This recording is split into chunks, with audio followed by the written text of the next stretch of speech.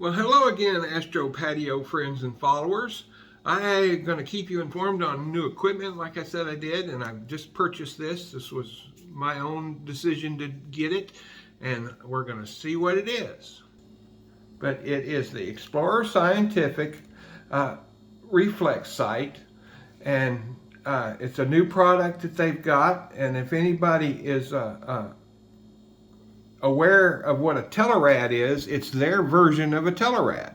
And it pretty much looks identical. I mean, not that it's identical, the design is the same.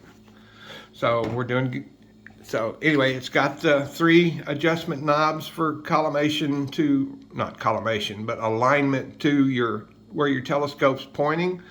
It's got an on-off with variable adjustment on the reflex sight. It comes with a standard finder scope bracket. It doesn't, and it's got a built-in dew shield, dew protector for it. So I'm going to play with it for a while and see what I think, and get back with you with a longer version of the of a video. And anyway, clear skies and happy viewing.